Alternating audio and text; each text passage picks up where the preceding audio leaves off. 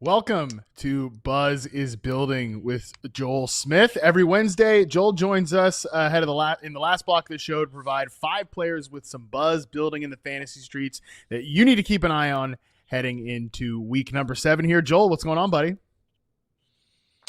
Doing good, doing good. Good to see you. I can't believe I have to follow Nate every single week now. I didn't realize that was just going to be a week to week thing. I had to follow him, but I'll do my best. Oh, please. It's fine. Nate's got his stuff, duo, gap runs, blocking tight ends, and then you come in here and you just bring down the hammer with the stuff that the fantasy folks really need to know, buddy. So don't you worry about following Nate, okay? This is going to be absolutely fantastic. All right, let's get into it here. We've got 5 players, 5 situations where some buzz is building. Hit me with the first one. The first one is going to be CeeDee Lamb returning this week. About a 50-50 shot, but we don't want to not talk about this. And then he does return because there's going to be a lot going on. The biggest thing is with George Pickens. That's the question. We've only had 2 games with him. That first game, we saw him get shadowed by Quinyon Mitchell. So it was a low day, not the greatest matchup overall. That was Dak's worst game. And then week 2, it was still a lower target share. Great in terms of his targets. He had 9, but it was a 17% target share in that week 2 shootout. But since then, Pickens has been incredible. So that's the worry. Like, does that go away? I don't think so fully. I think he's going to be great long term, at least as a really good wide receiver too. If we look back to Cincinnati last season, I feel like this is a common comparison, but when we're looking at their catchable targets, their passing yards per game, the team receiving fantasy points in terms of half PPR, Dallas is the exact same as Cincinnati was last year when T. Higgins was a top 5 receiver in fantasy points per game. We've seen that chemistry grow with Dak, so I think it's going to be better as that target share really jumped up every single week when he wasn't shadowed by either Quinyon Mitchell or Sauce Gardner in week 5. Yeah, I don't really have too many concerns about Pickens with CeeDee Lamb being back. Ray and I talked about this yesterday where they win in different areas and they truly win at like different wide Mm-hmm. receiver positions, right? Pickens has still he got a little bit more slot work this past week. I'm sure you noticed it's like 20% slot rate last game, which was the clear highest of his season. But for the most part, he's still primarily been an outside on the line of scrimmage, X receiver, boundary guy. They've done some things to weaponize him, which is great. I think they'll continue to do that. But for the most part, if Lamb, to me, Joel, if Lamb comes back and he plays in his slot heavy role and Pickens remains that ISO boundary receiver, with the way they're throwing the football right now, with the chemistry that I think is building between Pickens and Dak, I'm not too concerned if I have George Pickens that he's like going to fall off the face of the earth here. The different roles is like a really good thing to highlight, I would say, just because that downfield usage, they have been using him a little bit more in the slot. Last week, like you said, I noticed that 20% rate. That's good. But when we're comparing him to like Jake Ferguson, I'm more worried about. Jake Ferguson is ADOT. Yeah. Since Lamb has left, is at 3 yards. So he's only getting targeted 3 yards downfield. So when Lamb comes back in that slot role, that's who I'm more worried about. Dak has actually not been under pressure too much lately. One of the best in the NFL in terms of that pressure rate over expected compared to when he's getting rid of the ball. So like last week we saw Carolina didn't pressure him at all. His average time to throw was the longest in the NFL. And it was when George Pickens had a 32% target share, his highest. So I think it's actually going to be really good long term.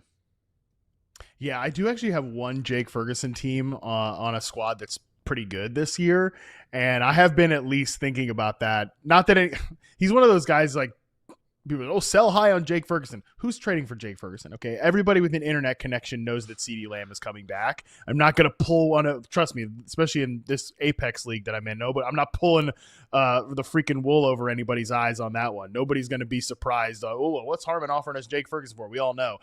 Plus, like, what am I going to do at tight end then if I don't have Jake Ferguson? So, but I've at least been thinking that he might end up being the guy that gets the most taken off his plate. So that's a really good point on that one. All right, let's get to the second buzz is building candidate here. Different tight end, different player returning. In general, it's George Kittle, which I think he's going into a really good spot with all these injuries outside of him. In terms of San Francisco, like Tonjes has been a tight end 1 3 straight weeks. I'm guessing that Kittle can do the same there. The biggest thing is just how does it affect CMC? We go back to last year, even just throughout their career, CMC's targets per route has dropped from 29%, which is insane, with Kittle off the field. And then when Kittle goes on the field, it's at 19%. So it's a pretty stark difference. But I'm still confident in terms of CMC getting better in other areas. Some of that touchdown regression is really there for him for the taking. So it should balance out where Kittle That's the big worry, is his numbers weren't as good when CMC was on the field last year. It was just a 3-game sample size, but it's a pretty big difference, nearly half of the receiving yards. I think that'll be okay without all of these receivers. So they don't really have any. So even with one of them, like Pearsall or Jennings coming back, I think Kittle will still be fine. Like the targets are so valuable in that offense. So if he can stay at like that 7 target per game range, I think he'll still be great. Interesting. I honestly had not even considered this potentially being a big negative for McCaffrey, because if you look at it right now, yeah, McCaffrey's obviously one of the best backs in fantasy. It's been awesome. He's basically producing top level wide receiver numbers as a running back, and yet he's producing completely replaceable running back production. And they're like a bottom 5 run game based on any metric right now. And I'm not 100% sure like how that gets better. I don't know if you think McCaffrey looks any slower or any like different as an individual player. I think maybe there's been a slight step back there. So if we're shaving off some of the receiving production for McCaffrey, because yeah, Kittle coming back, Pearsall might not be back this week, but he'll probably be back the week after. They keep saying week 10 for Brandon Ayuk, but I think that's probably a moving target. Juwan Jennings may be a trade candidate, but Kendrick Bourne has played well. Am I stupid to even try to be like a devil's advocate for like Christian McCaffrey? Maybe we've already seen the best of his fantasy season. I don't know, maybe the best, just because that receiving has been so ridiculous. Like he's at 60 targets, 10 per game, and the next guy's Achan, which gets a ton of targets. Outrageous. He's at 38. But his expected touchdowns right now is at 7.5. So it's the best in the NFL. He's been tackled at the 1-yard line 4 separate times where he hasn't scored that next play. So 4 touchdowns is great, but we'd expect it to be even better. So Kittle's going to take a decent amount of that, I would say. But even when we're looking at the tight end targets with Tonjes, I don't want to fully stick on Kittle taking away everything from CMC, because Tonjes is getting like 8 targets a game right now, these last few games. And CMC is still putting up these numbers. So that gives me some more confidence. That goal line work will maybe get a couple touchdowns there. I think it equals out, but that receiving, I'm guessing, goes down. Christian McCaffrey, 20th in the NFL in rushing yards right now, 336. Here's a couple players who have more rushing yards than Christian McCaffrey on the season. Cam Scatterbo, Ja'Cory Krosky-Merritt, Tony Pollard. I mean, friggin' Tony Pollard. Tony Pollard has more rushing yards? He's averaging 3.1 yards per carry. Again, I'm not man enough to come in here and be like, yeah, this is the moment to sell high on Christian McCaffrey. But it's at least just something to think about. Like maybe, again, we've already seen the best of his fantasy season. But Kittle returning is great news for a team, Joel, that ranks first in plays per game and 22nd in points scored so far. So there's a lot of, that may be the best pushback, honestly, to this idea that McCaffrey may have already peaked, is that there's so much volume in this offense right now, which we're actually not used to seeing with the 49ers. Typically, they're one of these slow-paced teams that doesn't run a lot of plays. That's not been the case this year. Yeah, he's getting the red zone work, or last year Kittle did. And right now that's where they've been struggling. It's a lot of field goals down there for sure. All right, let's get to the third buzz is building situation.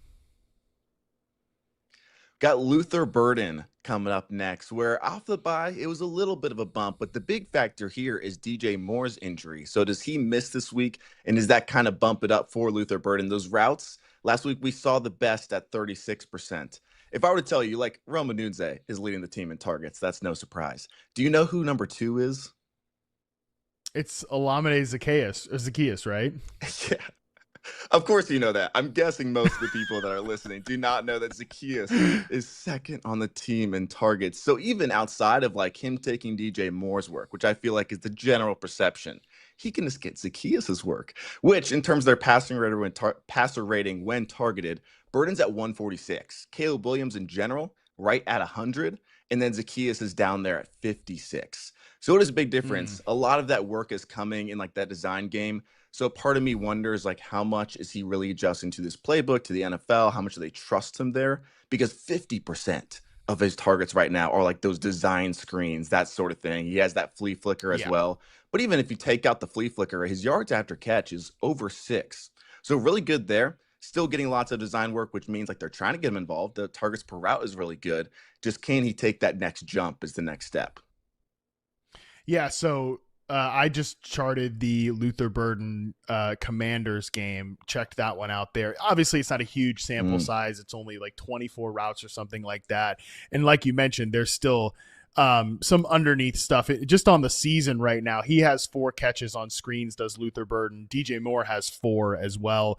And then Roma Dunze has 1 for -4 yards. So it's like there. I think the overlap in terms of role is Luther Burden and DJ Moore, which Moore is a guy who could be a trade candidate at the deadline. That might be a way for Luther Burden to get in the mix here. But if he misses this game, I think they just plop Luther Burden into this spot. And based on what I saw last week, there's the 2. He had four targets, 4 catches. The first one was just like a quick out route, just nothing really, just get the ball there and get out of bounds. Then there were 2 screens.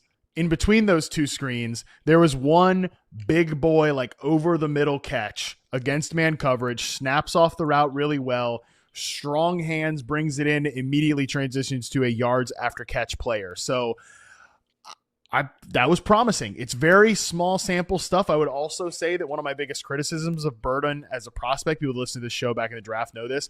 I thought he was kind of whatever against zone coverage, was a little bit better of a man beater. But I thought that there were some good signs and signals that he was like settling down in the right spots in this game.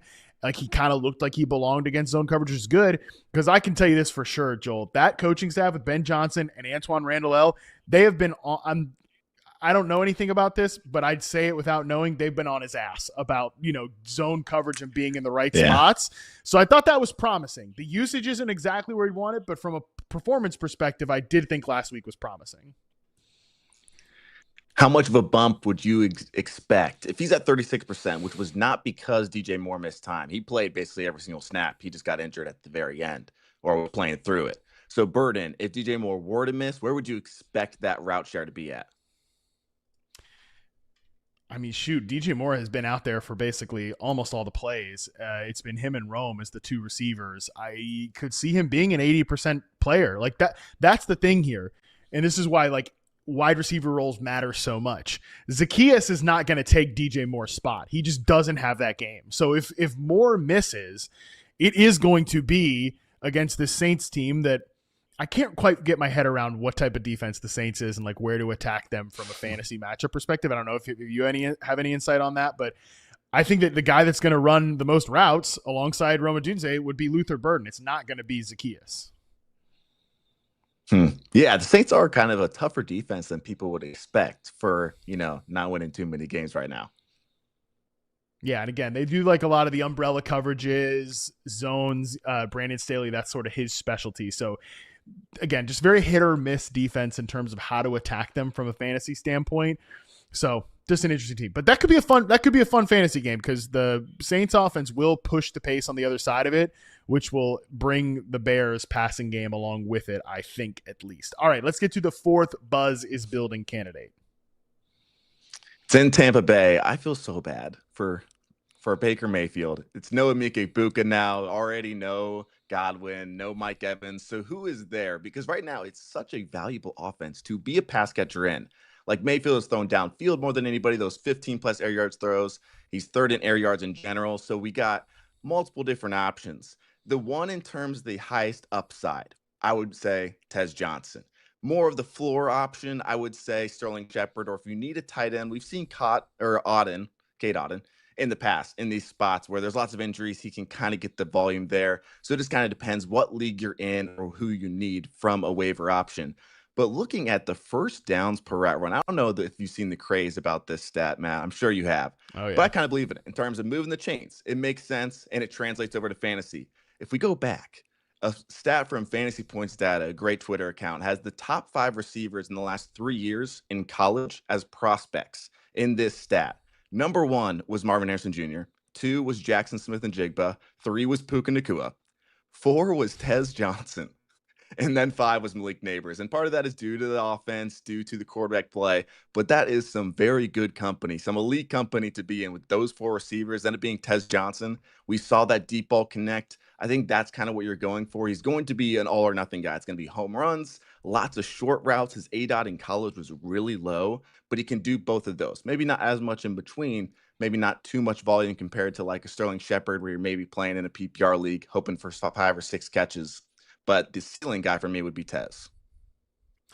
Well, it's important to get this situation right this week because not only is the Bucks a good offensive ecosystem that we should want to be invested in. This matchup with Detroit, it's like we want to start wide receivers against this Detroit Lions secondary with how banged up they are right now. So it's an important situation to get right.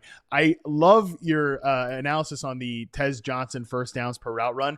Just the funny thing is, like, one of these things doesn't look like the other, right? Tez is 142 pounds. All these other guys are built like, I couldn't believe you said that. I couldn't believe you said, yeah, I'm 142 pounds. I'd be keeping that a secret if I was Tez Johnson as an NFL player. I'd be lying. I'd be lying about I'm saying I'm 155 or something like he did at the combine. You know, bulk up, get to 155 at the combine, run the slow 40. Nobody cares anymore.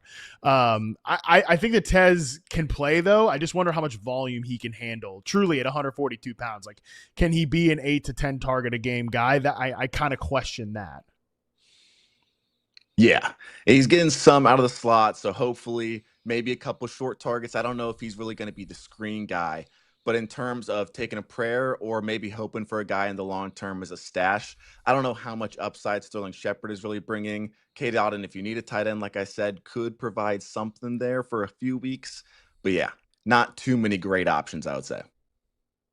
Yeah, and if Mike Evans is back, dude, Mike Evans is an immediate, like, return him right back to wide receiver top 15 easy in your rankings with this matchup, because especially they're beat up on the perimeter. Like, I love Shepard, man. Shepard's my guy. He was one of my favorite prospects way back in the day. I've always really appreciated his game, and I'm happy that he's like healthy and performing for a good offense. But he's a slot guy, and he's going to probably need a lot of volume.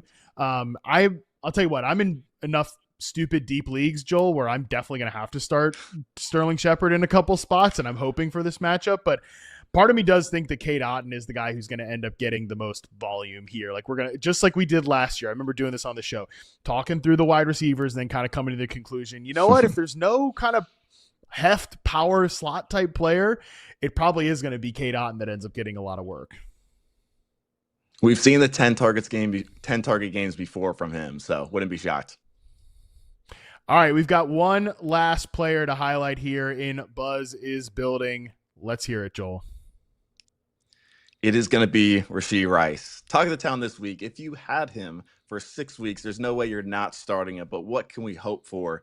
The biggest thing for me is, where do Travis Kelce and Xavier Worthy go in this offense? Right now, their pass rate over expected, how often they're passing in those neutral situations, they're number one in the NFL, Kansas City. Mahomes looks amazing. It looks like a different offense from last year, and I kind of expected more from Xavier Worthy without Rasheed Rice, like we saw week 16 on, if you're counting the fantasy or the actual playoffs in fantasy. Xavier Worthy was like an 18-point per game scorer. So for him to come in and without Rasheed Rice only have a 20% target share, kind of be like that mid-level wide receiver 2, it didn't give me as much confidence with Rasheed Rice coming back. And Kelce, if we look at Kelce's numbers last year, they were pretty horrible ever since Rasheed Rice came in 2023, but specifically in those last 3 weeks, he had 5 fantasy points per game and 4 targets per game to start off 2025 in those 3 games. And then without Rasheed Rice, that bumped up to 9 targets and 14 fantasy points per game. So it was solid after that. But with Rasheed Rice coming back, those targets, I think, are going to be his. I think he fits offense really well, what they're trying to do.